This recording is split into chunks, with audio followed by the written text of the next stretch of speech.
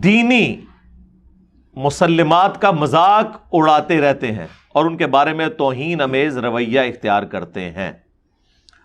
ہم نے دین کی کسی بھی تسلیم شدہ چیز کا کبھی مذاق نہیں اڑایا. میں نے کب کہا ہے کہ معجزہ اور کرامت کو نہ مانا جائے؟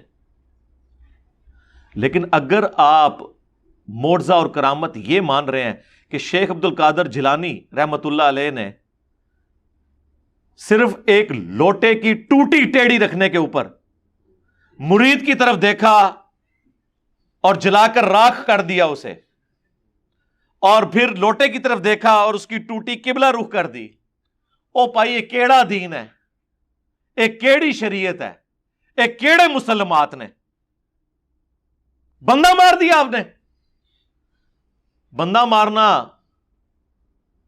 یہ کوئی شریعت کے مطابق کام ہے تو جھوٹ ہے، کوئی نہیں مار سکتا. اتنے جوگے ہوندے تھے ہن تک کچھ کر چکے ہوندے. ان کے تو مزارات خود امریکن بمباری میں ختم ہوئے ہیں. عراق میں کتنے بزرگوں کے نگاہ مار کے یہ ہماری ویڈیوز ڈیلیٹ کروا دیتے.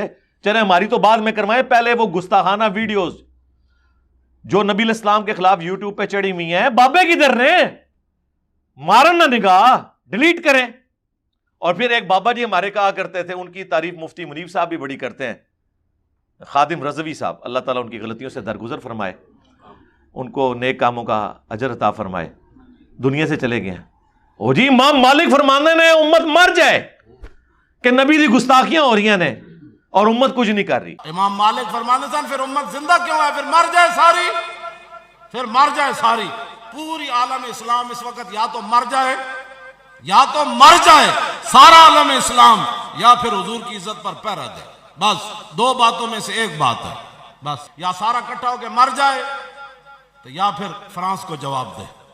اور میں کہا بابا جی رکو ذرا، صبر کرو، امت بعد وچ مرے، پہلے وہ بابے مر جان جنہ دی ڈیوٹیاں نے، جن بابوں کی ڈیوٹیاں غوث قطب ابدال کی تم لوگوں نے کلیم کی ہوئی ہے نا. ہر علاقے میں ایک بزرگ ہوتا ہے جو ڈیوٹی سنبھال رہا ہوتا ہے. پہلے وہ بابے کیوں نہ مر جائیں جن کی ڈیوٹی ہے کہ انہوں نے ڈیوٹی پوری نہیں کی ہے. وہ نبی کا کلمہ پڑھنے والے نہیں ہیں، نبی کے امتی نہیں ہیں. ہمارے تو اختیار میں کوئی چیز نہیں ہے، وہ تو نگاہیں مار سکتے تھے. مارو نا نگاہ. جب ہم یہ بات کرتے ہیں کہتے ہیں توہین امیز رویہ. آپ پوری امت کا ایمان سٹیک پہ لگا رہے ہیں، اپنے زوم میں نکالے گئے فتووں کی بنیاد کے اوپر کہ جی امت مر جائے گستاخانہ خاکوں پر. بابے کیوں نہ مریں؟ انہوں نے نہیں گستاخانہ خاکے مٹانے کے لیے کوئی کوشش ایفرٹ پٹ کرنی. ویسے سائنس نے بڑے بڑوں کی مٹی پلید کر کے رکھ دی ہے، بڑوں بڑوں کی.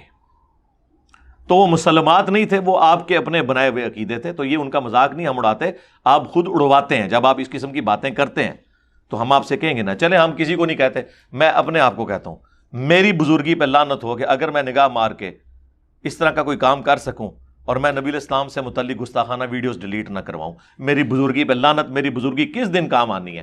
اور میری بزرگی پہ لعنت کہ پچھلے 100 سال سے نجدی امام مکے کی امامت کرے اور مسجد نبوی شریف کی، اور میں روزانہ 5 دفعہ اسی کعبے کی طرف منہ کر کے نماز پڑھوں. میری بزرگی پہ لعنت کہ میں نگاہ مار کے امام کعبہ کو ہٹا کے اپنا کوئی بریلوی امام نہیں وہاں کھڑا کر لیتا.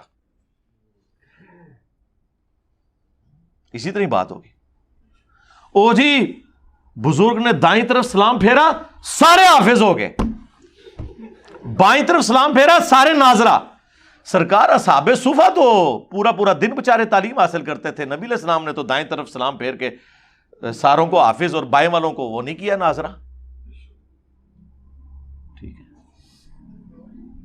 او جی روحانی آپریشن بزرگوں نے کر لیا. او سرکار چھوڑ دو، کسی بچے کا خطرہ کوئی بزرگ کر کے بتائے بغیر بلیڈ مارے، ابھی مان لیں گے. چلو بچوں کو اگر آپ نے تختہ مشق نہیں بنانا تو آپ کہیں گے جی ہمارے حضرت صاحب نے دائیں طرف سلام پھیرا تو جتنے مرید تھے پیچھے سب کے غیر ضروری بال صاف ہو گئے. ظاہر ہے شرعی حکم ہے جی، اس میں کون سی 5 چیزیں فطرت سے ہیں، بخاری مسلم میں حدیث ہے. ختنہ کروانا، مونچھیں پست کرنا، زیر ناف بال اور بغلوں کے بال، یہ فطرت سے ہیں چیزیں. تو بلکہ صحیح مسلم میں تو الفاظ ہیں کہ داڑھی بڑھانا بھی فطرت ہے. دائیں طرف سلام پھیرا, جتنے چائنیز نے نماز پڑھی ان کی داڑیاں اتنی اتنی تھیں, ایک دم اتنی داڑیاں ہو گئی, فطرت پہ آگے. وہ کرو نا سر, مانتا نہیں ہے, کرو نا. اور جی تختے بلقیس آ گیا تھا, جی آیا تھا, کون نہیں مانتا, جو نہ مانے کافر ہے. لے آؤ وائٹ ہاؤس, اسلام آباد میں مارگلا کے اوپر وائٹ ہاؤس سجاؤ, پوری دنیا میں بریلوی کر لو, کرو نا, کچھ کر کے بھی دکھاؤ نا. کر دے کچھ بھی نہیں. اچھا اس کا بھی انہوں نے جواب دیا, اس میں ڈسکس کرتا ہوں. میں نے تو آپ کو پتا ہے درد دل رکھنا ہوتا ہے, شاعر کی طرح آمد ہوتی ہے, کوئی رٹی رٹائی باتیں نہیں کرنی ہوتی, جو دماغ میں بات آئے گی نا ہم اس وقت کر دیں گے. جی بزرگاں کو گئے, دل کر رہا سی کھیر کھانے تھے, انہوں نے کھیر ہی پیش کر دی. سرکار یہ تو ہمارے اسٹوڈنٹس کے ساتھ کئی دفعہ ہو چکا ہے کہ انہوں نے کوئی خواہش کی ہے, نہ انہیں پتا نہ ہمیں پتا, اور وہی چیز آ گئی سامنے, تو بنا دے کرامت. یہ حادثاتی واقعات کو, ہاں اگر آپ اس کو اللہ کی کرامت کہیں نا کہ نہ اس کو پتا نہ اس کو پتا, اللہ نے کرامت کا مطلب ہے عزت افزائی کی, تو وہ اس کرامت کو تو ہم مانتے ہیں. دعا کی قبول ہو گئی, مانتے ہیں. جی ان کو پہلے ہی پتا چل گیا دل کا, او سرکار چھوڑ دو, دل چھوڑ دو.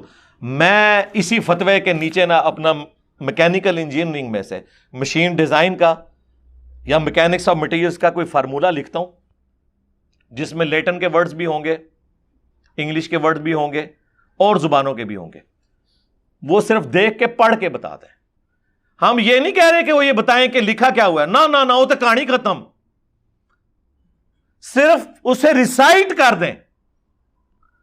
چلو میں اجے بھی پا دیں گا تھلے, زبرا زیرا بھی کرو نا. اللہ کو تو آتی ہے نا میکینیکل انجینئرنگ, تو اللہ تعالیٰ فوراً سکھا دے گا.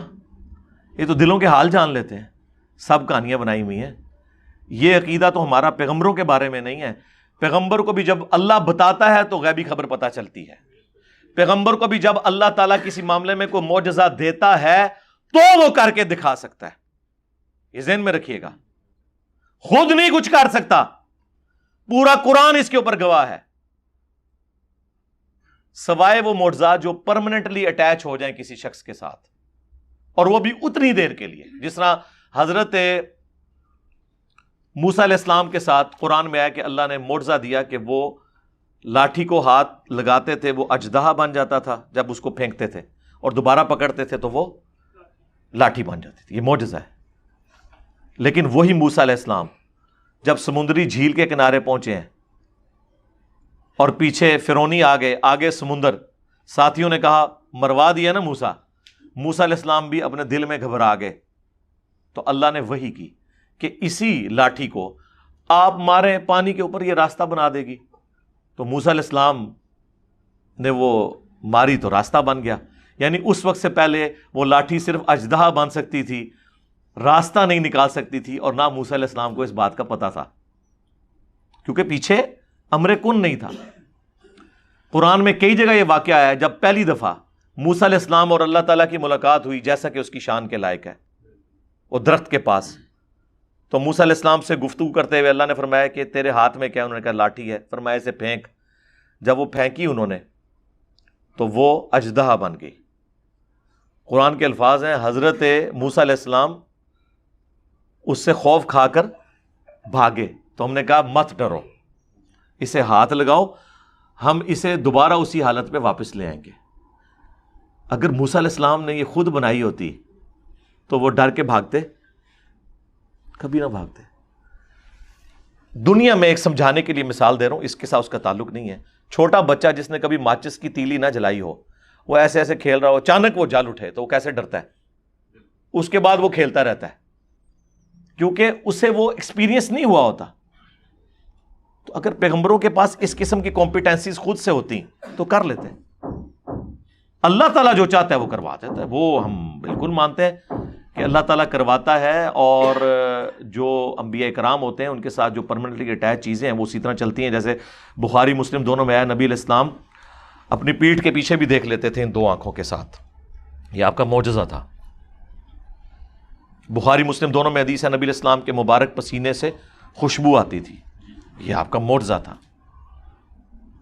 بخاری اور مسلم دونوں میں حدیث ہے نبی علیہ السلام نماز کسوف پڑھا رہے تھے، اس میں آپ چند قدم آگے چلے، ہاتھ اٹھایا، بعد میں صحابہ نے پوچھا آج آپ نے وہ عمل کیا ہے جو ہم نے آپ کو پہلے کرتے ہوئے نہیں دیکھا، تو آپ علیہ السلام نے فرمایا کہ میں نے نماز میں جنت دیکھی اور میں نے انگوروں کا ایک گوشہ دیکھا، ارادہ کیا تمہارے لیے توڑ لوں، اگر میں توڑ لیتا تم اسے ہمیشہ کھاتے رہتے کیونکہ جنت کی نعمتوں کو فنا نہیں ہے، لیکن پھر میں نے ارادہ ترک کر دیا۔ یعنی کدھر سات آسمان کے اوپر جنت، آپ کی نگاہیں گئیں، آپ کا ہاتھ مبارک بھی، اور پھر توڑنے کی صلاحیت بھی۔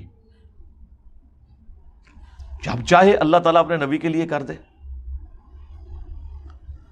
تو یہ نبی علیہ السلام کے معجزات ہیں، بے شمار معجزات ہیں۔ بخاری مسلم میں حدیث ہے نبی علیہ السلام کی مبارک انگلیوں سے پانی کے چشمے جاری ہوئے، اور جابر بن عبداللہ کہتے ہیں کہ 1,00,000 بھی ہم ہوتے نا تو پانی زیادہ تھا، البتہ ہم اس وقت 1500 تھے جنہوں نے پانی پیا، جانوروں کو بلایا اور سٹور کر لیا، تب بھی وہ پانی زیادہ تھا جو آپ کی مبارک انگلیوں سے نکلا۔ اور واللہ یہ معجزہ حضرت موسیٰ علیہ السلام کے معجزے سے بڑا ہے، کیونکہ موسیٰ علیہ السلام کی لاٹھی نے پتھر میں سے پانی نکالا تھا، جو قرآن میں آیا، پتھر میں سے پانی نکل آتا ہے، گوشت میں سے خون نکلتا ہے، پانی کے چشمے نکلنا، وہ اللہ کا معجزہ، جب چاہے اپنے نبی کے لیے ظاہر کر دے۔ بخاری مسلم میں حدیث ہے نبی علیہ السلام نے کہا کون اپنی چادر بچھائے کہ اس کے بعد کبھی نہ بھولے گا۔ حضرت ابو ہریرہ نے فوراً چادر بچھائی، آپ نے یوں کر کے اس میں یوں رکھا اور کہا اسے اپنے سینے سے لگا، کہتے ہیں اللہ کی قسم اس کے بعد جو بات بھی حضور سے سنی کبھی نہیں بھولا۔ سرکار یہ جو تفریق کرتے ہیں نا، ما فوق الاسباب تے ما تحت الاسباب، اے اس تو بھی اتنے دی چیز ہے۔ ذہانت کوئی کسی کو کیا دے سکتا ہے؟ کرائمنگ پاور کو کسی کو دے سکتا ہے؟ یہ اللہ کا معجزہ ظاہر ہوا۔ اللہ چاہے جب چاہے اپنے نبی کے لیے جو مرضی چیز ظاہر کر دے۔ بخاری مسلم دونوں میں حدیث ہے غزوہ خیبر کے موقع پر مولا علی کو بلایا، اشوب چشم تھا، تھوک مبارک لگائی، ٹھیک ہو گئی آنکھیں جو کھل نہیں رہی تھیں۔ سرکار آشوب چشم ایک وائرل ڈیزیز، اس کا پورا اپنا وہ جو پیریڈ ہے وہ پورا ہونے کے بعد ریکور کرتی ہے، یہ فوراً کیسے ریکور کر گئی؟ معجزہ۔ صحیح بخاری میں عبداللہ ابن عتیق صحابی کی جو پنڈلی کی ہڈی ٹوٹ گئی، نبی علیہ السلام نے فرمایا ادھر کر، ہاتھ پھیرا، کہتے ہیں ایسے ہوگی کہ کبھی ٹوٹی نہیں تھی۔ اب ہڈی کے جوڑنے کا ایک کیورنگ پیریڈ، بعض اوقات تو پوری زندگی جڑی رہے تو تب بھی درد ہوتی رہتی ہے، یہ سٹیج تو کبھی نہیں آتی آج کی اس ماڈرن میڈیکل فیلڈ میں بھی کہ ہڈی جڑے اور بندہ کہے کہ جی ایسے ہوگی جیسے ٹوٹی نہیں تھی۔ یہاں کئی لوگ ہیں ہڈیاں توڑ کے بیٹھے ہوئے، پوچھیں پوری پوری زندگی، سردیاں جب آتی ہیں تو درد واپس آ جاتی ہے۔ تو یہ سب کی سب چیزیں معجزات ہیں جو انبیاء کرام کے ساتھ جڑے ہوئے ہیں، اور جب اللہ تعالیٰ چاہتا ہے ظاہر فرما دیتا ہے۔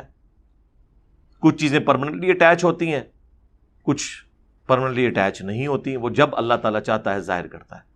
اور کرامت کسی غیر انبیاء کے ساتھ ہونا، بشرطے کہ قرآن و سنت کے دلائل کی روشنی میں ہو، ہم اسے مانتے ہیں۔ اور کسی اور کے ساتھ ہو جائے، جو کافروں کے ساتھ بھی شعبتے ہوتے ہیں، استدراج اسے کہتے ہیں۔ اور ایک اور چیز بھی ہے جسے ہم کہتے ہیں نظروں کا دھوکہ، illusion، جو قرآن میں آیا کہ جب رسیاں پھینکی جادوگروں نے تو گویا سانپ نظر آئیں، ہے نہیں تھیں۔ وہ تو سورہ حج میں اللہ کا فتویٰ ہے کہ کوئی ایک مکھی بھی نہیں بنا سکتا، جی سانپ کون بنا سکتا ہے؟ وہ نظروں کا دھوکہ تھا۔ وہ آج بھی جناب ڈیوڈ کاپر فیلڈ کی ویڈیوز رکھی ہوئی ہیں، جی ہاں، اسٹیچو آف لبرٹی وہ غائب کر دیتا ہے، پورے جہاز غائب کر دیتا ہے، دیوار چین میں ایک طرف سے انٹر ہو کے دوسری طرف سے باہر نکلتا ہے، وہ سب کا سب ایلیوژن ہے، وہ کیمرے کا کمال ہے۔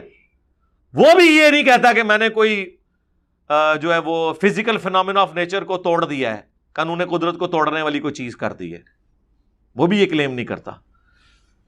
ایتھے پاکستان ہی آ جائے تو غوث اعظم بن جائے ہو، اور پہلا غوث ہوئے گا بغیر داڑھی والا۔ کہانیاں بنائی ہوئی ہیں، تو یہ جھوٹا الزام ہمارے اوپر نہ لگائے۔